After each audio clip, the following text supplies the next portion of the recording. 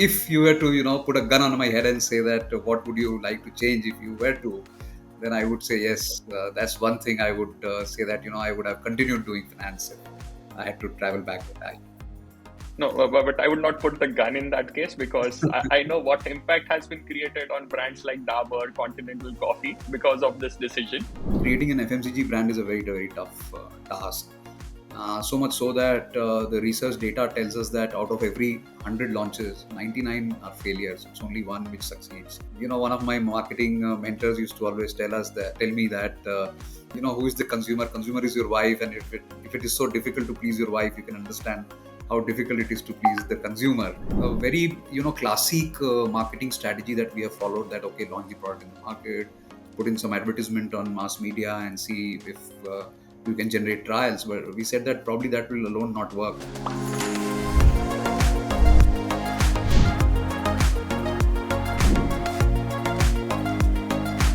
Welcome to the Growth Genius podcast, brought to you by Infidigit. I'm Kaushal Thakkar, founder of Infidigit and your host for this show. Today we have a special guest with us. He's a marketing strategist and leader who has built several brands. I'm sure that every person of Indian origin would have benefited from his contribution.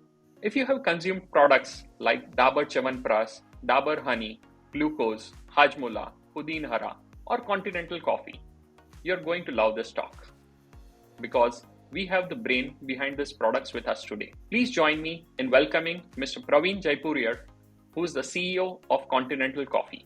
Hello, Mr. Praveen. Hello, Kaushal. We are delighted to have you with us today. How are you doing? I'm doing good, and thanks for inviting me here. It's actually a matter of pleasure and honor to be amongst you and all of you. Thank you once again. Thanks. Our pleasure as well. Praveen, while most of our listeners would have consumed the brands that you have built over the years, it would help if you could let us know more about yourself. Okay, Kaushal, let me just give a little brief background about my personal upbringing and then my professional journey very briefly. So I was born and brought up in a very small town, but a very, organized setup, like a steel town township. That's where I, grew up on. So what it did to me was, a couple of things. One, it helped me understand, the consumers better, because it's a township where you have lots of people from across India and a very cosmopolitan culture. So you kind of get to interact with, a lot of people around, and that actually helps you to understand people much better. And also, when you're coming from a small town setup, what it does to you is that it helps you understand the value of money much better than what it would otherwise do. Because generally, when you see small town children, they are generally, more often than not, hard pressed for money. We used to kind of, even if you were to buy a chocolate, we used to kind of, beg, borrow, steal with parents, and that helps you, understand the value of money. And sometimes it does help you when you grow up and when you are, handling businesses or doing your own business. It really helps you to kind of, imbibe that value that has come into you. Helps you to drive the business as well in some way or the other. So that's been my personal journey. And then I, did my graduation in economics from Delhi University, and then did my MBA from KJ Sumaya, Bombay. And thereafter have been into, mostly into FMCG setups, into sales and marketing, and later on business leadership roles. And I've kind of thoroughly enjoyed my last 25 years of journey. It's been an arduous one, but when you look back onto it, it's been a pleasurable one as well. Really well said, Mr. Praveen. And I would connect with those words where you said that we'll beg, borrow, or steal. In our days, at least, the thing was that money was something which was not as easily possible like it is for our kids these days. And sometimes I tell my son yet, I borrow the words from some of the other people from where I have heard. I tell him that your father is rich. My father was not this rich. And so I need to save on this. I'm not spending on this particular thing, but he feels more comfortable spending on it. So Right. I would connect well with those words. Mr. Praveen, while you mentioned about your MPA, and let's say if you were to time travel and you had to give an advice to this Praveen who just graduated from B school 25 years ago to do something differently, what would you advise him? That generally is always a very tough question, because generally, your immediate answer would be that you wouldn't want to change anything that has happened. Mhm. But Yeah. there's something, when I reflect back, I'll tell you a little story about my stint at Somaya. When I came to Somaya and done my economics from Delhi University, and I came here, and I just wanted to pursue finance as a profession, because I thought, with the background of economics, it helps you to understand finance as a function better, and that's what I wanted to pursue. In fact, I did my summers with SSKI Finance, which is now Sher Khan. At that point of time, it was a very very big project I did with them, about setting up a primary channel in the IPO market. And and that's the time, I don't know whether you guys remember or not. This was in 96. 96, Indian finance market was going under a turmoil. There was MS Shoe scandal, and it was Yeah. post Harshad Mehta era after Meta. 91, 92. So it was a big turmoil, and I was pretty scared about the whole thing, and I said that, 1 year later, if I'm not getting a job, then my whole purpose of doing an MBA, again, I'll connect to the roots of being a small town boy. The prime objective was to get a job as soon as possible. And with that mindset, I was really scared at that point of time, and I went to Professor Arya, who was the director at Sumaya at that point of time. And he used to stay in I don't know at your time whether the new hostel was built, but our time the old hostel was there. So each floor was dedicated to one section. So one floor was occupied by engineering, one by management, one by polytechnic. So on the top floor, Professor Arya and the warden used to stay, and I went to him late in the night, and I told him, "Sir, I don't think so. I want to pursue, finance anymore." And he was pretty angry at me, and he said, "What is this, Praveen? This is not done. And you've done such a good summer project, one of the best that has happened in the campus. And we are all looking up to you, and you're saying you don't want to do it." I said, "Sir, if I don't get a job, and I'm struggling to get a job 1 year down the line, what do I tell my parents, who always wanted me to, get a government job?" That point of time, 90s, this is 96, when Mhm. the whole private sector was just booming after liberalization. But still, it wasn't the in thing at that point of time. People still looked up to government jobs and more stable jobs. So I Mhm. said that if I don't get one, I had it. And after a lot of cajoling and all that, I said, "No, I'm taking up marketing now." And I Okay. shifted to marketing. And while I don't regret it right now, Mhm. but then I think that probably I shouldn't have been so impatient to say that I should change my stream, and should have gone to do what I had originally planned to do. But as luck would have it, and as destiny would have it, they sometimes say it's written here. So probably it was written here. But if you were to put a gun on my head and say that, what would you like to change if you were to, then I would say Yeah. yes. That's one thing I would say, that I would have continued doing finance if I had to No, travel back because in time.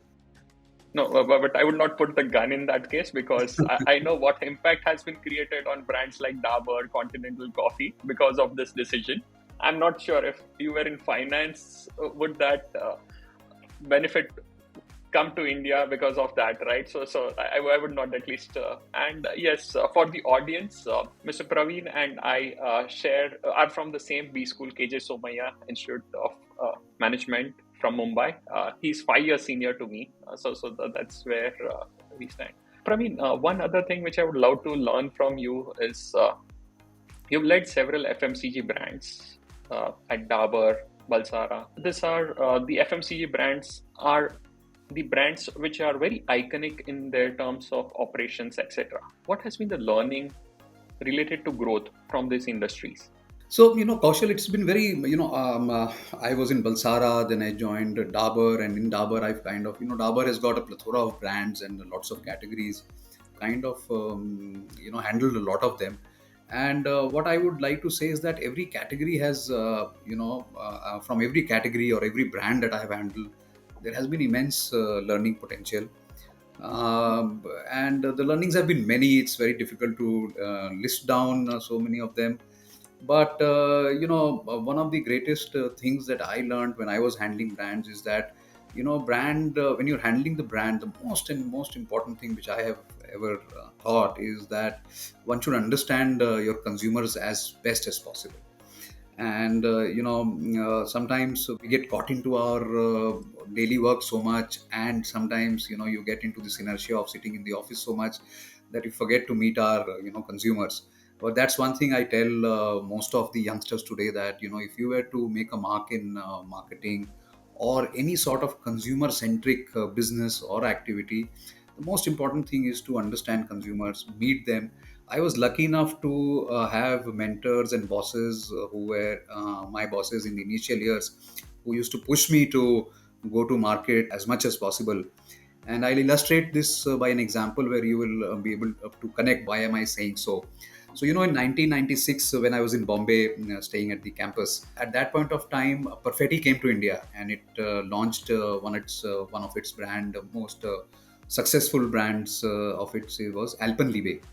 Yeah, and Yeah, that correct. was launched at that point of time. And the brand name was quite a tongue twister, Alpenliebe. And Yeah, the brand Bandra Mahim, that hoarding, which is a very big hoarding, very expensive one. There they yeah. had put a hoarding to make people pronounce Alpenliebe. So Okay, Alpenliebe was broken down into Alpenliebe. Yeah. And that was for okay, the Bombay audience, because the company thought that people will find it very difficult. It's an Italian company, and will find it very difficult to pronounce the name, and that should not come in way of marketing their product. So and this happened, and in 97 I passed out. I got campus recruited into Balsara, and my first stint was in Bihar, south of Bihar. And after the first induction days of 1 month or so, I was supposed to travel in the rural markets. And I was traveling in one of these markets, which is in the coal mines of now Jharkhand, which is near Dhanbad. And I was with my salesman and with my driver, and we were in this auto, and we were selling. The whole idea was to product sales into outlets. And we stopped by at a pan outlet, and there we were just my salesman was trying to sell some products into that outlet. And that's when I saw a young kid, a young rural kid with yeah, almost no shirt on his top, with just a pant. He was wearing a pant, and he came running, probably must be 7 8 years old, and he was holding a 50 paisa coin in his hand. And he came running, and he told the guy, Alpan libe dena. Yeah. wow. So when I heard that, then I said that, you look here, I don't think so this brand will ever have a problem, because if a rural Yeah, kid is able to pronounce Alpan libe, pronounce it. Yeah, I think their fear of thinking that people may not be able to pronounce is real. not true, real. And it actually worked out like that. And the brand became a real big time success in Indian markets. And the other thing that I learned from, therefore, and that, that triggered me a thought that, looking at your consumer, understanding your consumer, thinking what's happening. And that told me a story that, look here, there is a brand which has put up a a crore rupee hoarding at a Bandra, this thing camp Mahim camp, this thing turnaround, Yeah, big hoarding, to educate a Bombay, which is the most upmarket city of India. And here you come to rural India, and there is a kid who has come, and that told me a story that, there is probably a unity in India, an urban consumer and a rural consumers, probably apart from the fact that of affordability, but in terms of their ability to reach out to communication, their ability to understand their aspirations, probably are not very different. They are manifested differently, but probably we have a thread which joins all of us, and we're all the same. And yeah, so the fact of the matter is, I'm not going into the marketing theories, but what I'm trying to tell all of us is that, a deep understanding of the consumer, observing your consumers, these are very very critical things if one were to kind of succeed in consumer business. thanks. Thanks for sharing that. And I connect well with Elfenliebe. That was one candy which I used to relish. Even during my college days and my even till the MBA days, at least I remember having those Alpenliebes. So thanks at least for connecting us with the history. And after Dabur, you transitioned to Continental Coffee. So how did Continental Coffee happen for you? I was at Dabur, and Continental Coffee. Actually, just to give you a brief background about Continental Coffee, it is actually into coffee manufacturing. Continental Coffee manufactures coffee, and it's a B2B player. It's not a B2C player. So what it does is it manufactures coffees and gives its coffee to almost all players across the globe. It's quite a large organization in terms of its capacity.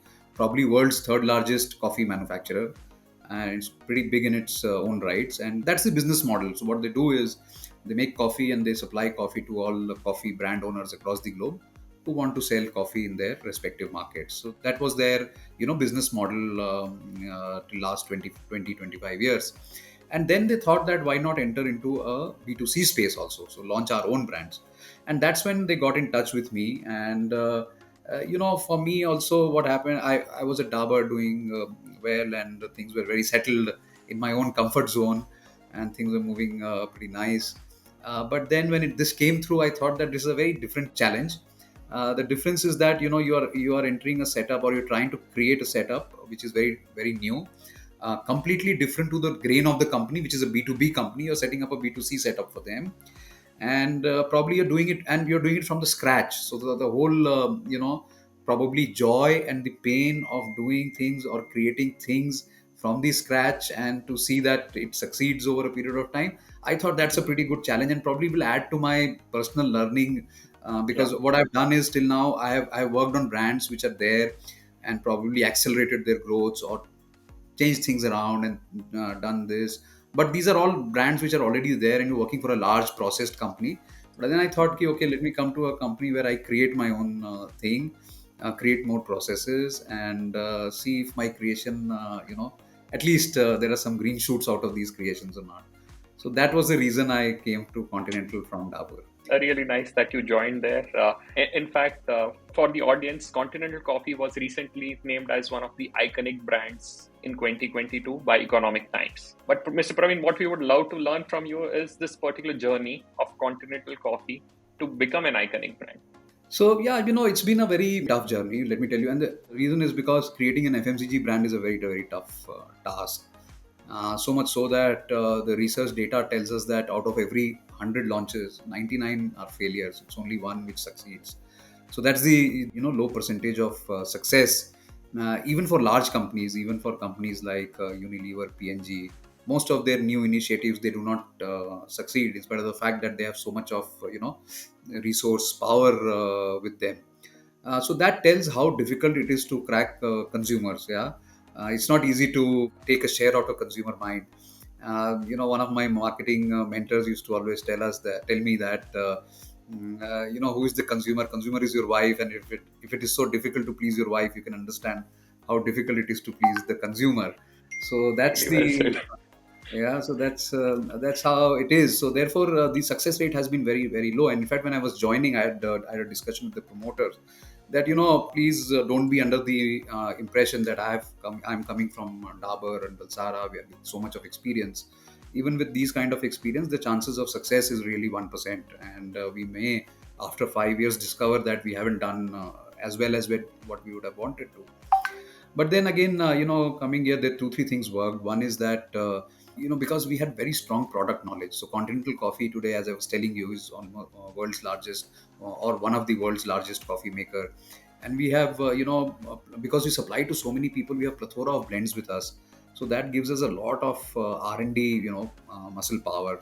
So we could design or blend the product the way we wanted to. And therefore that gave us a big edge. So we got the product right. And second thing is that when we started studying the market, what we realized, it is a very tough category to crack, because as a consumer, you don't want to there is no impulsiveness about coffee, because you don't want to change your coffee brand. You don't want to change your morning beverage ever, whether it is tea or coffee. So what you drink is what you drink. You don't want to change it. So it was very difficult to penetrate the consumer. So we said, okay, what a very classic marketing strategy that we have followed, that okay, launch the product in the market, put in some advertisement on mass media, and see if you can generate trials. But we said that probably that will alone not work. So what we started doing is that we said that okay, we'll do a lot of massive amount of sampling of the product. And we created a big team who would sample the product. And when I say sampling, it was not dry sampling. So we didn't used to give coffee sachets to people and say that go home and try this coffee. We used to set up centers where the coffee was made, and we made people drink the coffee, so that when they drink the coffee, and if they like it, even if 5 out of 100 people like it, I probably will end up getting 5% share. So that was the whole strategy. Was a very different, although there is no rocket science here. It's very simple, but most of the FMCG brands don't go through these routes, yeah, or even if they do sampling very at a minimal level. We at pre-COVID levels, we were doing almost every month 50,000 cups of sampling every month. So Wow. that's the kind of scale we created, and we said that only if people drink my coffee, and if they like my coffee, their ability to, or their ability to try my coffee will become that much more higher. So that's how we started taking up step by step, and then after 3 4 years we started seeing that yes, people are liking the coffee. There is a traction that is getting made and being generated, and that helped us to get into so this coffee market is dominated only by two players. Nestle and Unilever almost share half of the market amongst themselves. Yeah. So after 3 to 4 years to become the number three, although we are very small right now, very minute shares, Mhm. but the very fact that we are now the number three brand in India is itself achievement that one can say. But yeah, a step in the right direction. So that's how, and things happened, and probably economic times kind of acknowledged this effort and awarded us as the iconic brand. Nice. Really good. And you said 1 in 100. I would say 1 in 1,000 or 10,000, because we are in India, which was at least 5 years back a predominantly tea drinking country. And at that time, having this particular vision speaks a lot about you, because that's something. And I loved this particular strategy that, okay, do the sampling, set up stalls, let people taste it. That's a wonderful way of establishing the brand, and it has really grown well. That is again, coming back to the same thing that I said. If you are connected with the consumers, then it helps you to understand them, because mostly classic marketing way, most of the marketeers would have said, okay, let me put a lot of ads on TV and try, but we did not do it. And a lot of people ask us, so the first question when I tell people that we did sampling, they said that acha kaun se mall mein karte, which all malls you used to do. And I used to tell them we never went to mall at all for sampling, because that's not my consumer. So in if you see the coffee construct in India, a lot of coffee is drunk in South India. So rest of the zones are tea drinking. South India is a coffee drinking zone. But here, the where would you find people? We said we will not find them in the malls, because those are very really upmarket people, and we want to sell it to the middle class. So where would you find them? So we used to put stalls in the right at the center of the marketplace. We used to set stalls in temples. In South India, going to temple is a very very common ritual that people follow religiously. So morning, 5 o'clock, 6 o'clock, our boys used to go to the temple. Put the coffee. We used to go to the temple authority and say that today we are going to treat coffee to all your devotees who are coming. So, and they were very happy with this. We used to set up stalls, and people used to throng the temple, and then we used to make them drink coffee. It was a lovely way to connect, and that connect actually stayed with the consumers, because they were drinking coffee at a very different place. They're not drinking coffee where people are already soliciting them. Today you go to mall, there are 10 people soliciting you. There is a credit card guy, there is a hair color guy, there is a perfume guy. So a lot of them are soliciting, but here is a soliciting which happened at a very different level, at a very different connect. And that these things, these are very small things, but helps you when you have understood your consumers well. These are the marketing learnings, right, which we receive from you, which makes me ask the next question, which is about at least whatever I have read about you. I've understood that your take, Philip Kotler's marketing theory, is very different, especially in context to India, uh, since it's a very different market. Could you share your views or some examples around this? Why do you feel so? So, I'll just rephrase it. What I say generally is that the principles of marketing laid out by Philip Kotler is the greatest. We all consider it as Bibles. But sometimes what we do, the mistake that we do is we kind of take it in toto, the theory into practice. What we need to do is kind of customize it as per the market situation, as per the time, as per the kind of TGs that you are going to target. So all that has to kind of come into play. And probably therefore then you have to see that if that's the theory, how can I not, let's say, reinvent, but kind of rewrite in a sense which makes it relevant. Yeah. So I'll give you a very small example, not a small, but in fact a pretty large example of a product that we launched in Dabur, and probably everybody was very skeptical whether this will succeed at all or not. So this what I'm talking about is red toothpaste. Yeah. So red toothpaste was launched in back in 2002 or 2003. And that time the Indian market was dominated by the mint toothpaste like Colgate and Pepsodent and things like that, and the gels like Close Up and all. So a red toothpaste really didn't make sense because it didn't fit into category, category connotations, so as to say. And a lot of people at that time, most of the people said that this probably is going to succeed. Our idea was that red toothpaste, because I don't know whether you know or not, or the audiences know or not, Dabur has a very strong powder brand called Lal Dant Manjan. Yeah, it's Lal Dant primarily Manjan, used yes. in rural India by rural True. consumers when they are Yeah. brushing. So India had this whole huge population who did not had brush to brush the teeth. So they ended up using powder and used to use powder with their Fingers. finger and brush. And red tooth powder was very popular, especially in the Hindi heartland. And of course, over a period of time, people were shifting to paste, and the powder sales were going down. And thought this would make a logical sense to have a red toothpaste. Toothpaste. So while that was launched in a category which was a white category and had no connotation, I don't know whether you have anyone one of you have tasted it. Some of you would have. Yeah, yeah. You would realize I it's a have. very different toothpaste. It's actually Yeah. completely challenging the toothpaste norms, the category norms. It's not minty. It's not sweet. It's very Yeah. very strong. Yeah. Most of the people find it very harsh. And then we said that no, but, it makes sense because there is a strong insight that is lying with people that all Indians we face some sort of tooth problems. Yeah, and we end up blaming ourselves that we don't brush it. So if a child gets a cavity, we all scold Yeah. the child that you don't brush properly, you eat too much of chocolates and all that. Yeah. But we kind of don't question our the products that we use. So we said that we must challenge that. We said that if everybody has a problem, which means that your toothpaste is not working, so get a working toothpaste.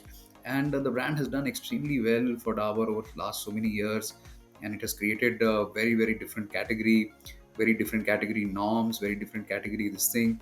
A lot of people came to us and said that I won't ever brush with this toothpaste because it when I spit out, my whole wash basin is a little reddish in color. But we kind of said no. I don't think so. Product will be a problem as long as I'll be able to satisfy the need of the consumers. If the need is True. higher than Yeah. the problems that this product is creating, I think we will succeed. And we Yes. stayed with that. Probably, I wouldn't say that it's an antithesis of Kotler, but yes, it tells you that breaking norms can sometimes be very successful. True. And second, a little tongue-in-cheek example that I'll give you, and I've read this somewhere, and that's why I say that sometimes Kotler theories could be overturned. Is this whole thing about case study about Nokia? Most of the people have talked about this and said that this is one of the most, or used to be one of the most successful brands. Year after year, when the brand survey was done, it was always be on the top as the top most trusted brand of India, Nokia. And Mhm. one fine day, it just suddenly vanished, and people said that they could not keep up to the product innovation. Yeah, so there Yeah. were other phone brands which came and which innovated. We Apple came, innovated.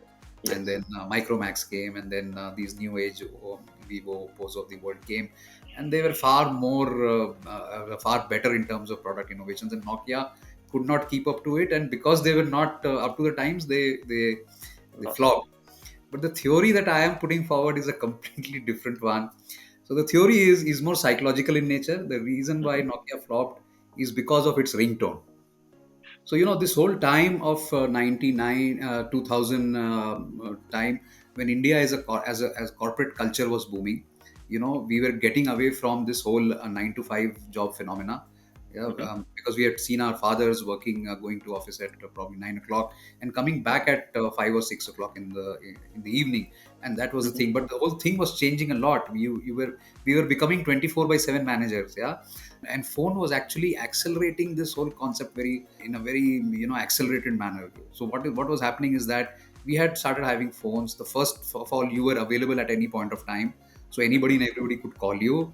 Then the mail started happening on phone, the messages started happening on phone, and your whole work starting on phone.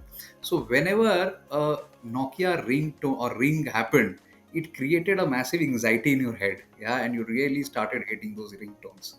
and that's one of the theories that I will propose, and I would urge all my listeners and viewers to read this book called Biology by Martin Lindstrom. Yeah, and he puts a lot of these interesting theories. And to add one more thing to this is the whole cigarette thing. So he has done a research on a lot of cigarette smokers and say that the warning on the pack actually doesn't stop you from smoking but also increases your anxiety, and therefore you Mhm. start smoking more. Yeah, so it Okay. actually it does the opposite. So these are some of the theories if you put forward. Really, it's not in the books, and it's completely opposite to the case studies, the theories, the marketing principles that have been put forth. But it will make you stop and think that was that the reason.